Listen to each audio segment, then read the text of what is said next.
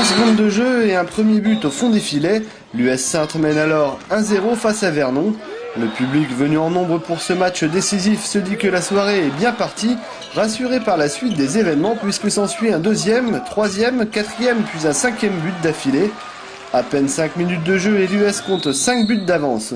Une superbe entame de match pour les Maritimes avec un joli stock de buts qu'il va falloir capitaliser.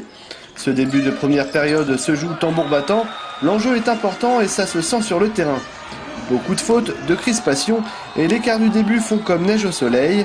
Les deux équipes se quittent à la mi-temps avec un but d'écart, 11-10. On a fait un très bon début de match. Derrière, on arrive à la mi-temps à -1 ou à match nul et c'est mérité sur l'ensemble de la première mi-temps.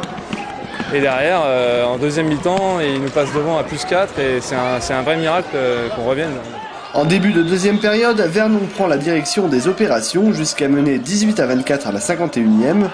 Il reste alors 9 minutes à Saintes pour combler l'écart et c'est chose faite. À 30 secondes du terme, avec une tension palpable sur le terrain, François Woum remet les équipes à égalité.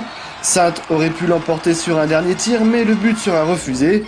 Les deux équipes se séparent sur le score de 24 partout. Une opération qui n'arrange pas les affaires des Saintais, même si avec ce match nul, l'US évite la casse.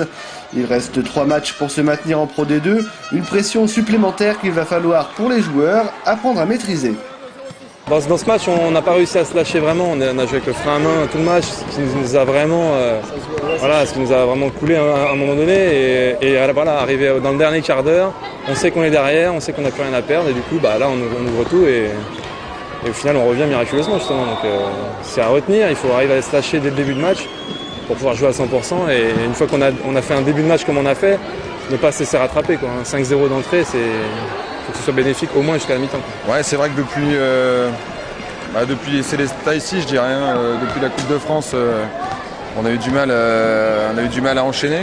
On a reçu des gros, mais on voit bien que les équipes qui sont au-dessus de nous, elles ont réussi 1 ou 2 coups à domicile contre des équipes du haut de tableau, ce qui n'a pas été notre cas. Donc on n'a pas de marge suffisante à ce niveau-là pour être tranquille. Donc,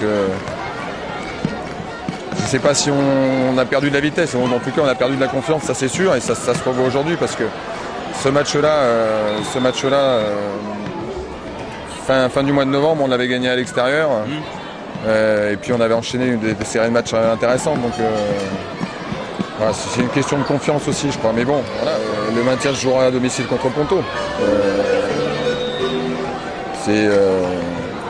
Voilà, c'est la seule équipe pour l'instant sur laquelle on n'a pas le goal average particulier derrière nous, donc il ne faudra pas qu'on se pose de questions. Donc, je pense qu'on y a un petit peu réfléchi, on avait peut-être un petit peu trop dans la tête ce maintien, ce qui fait qu'à un moment donné on s'est crispé. Mais bon, il faut apprendre à jouer avec ça aussi. Le prochain match s'annonce compliqué. L'US Saintes se déplacera à Billère, actuellement 3e du championnat de Pro D2, et en course pour la montée en LNH.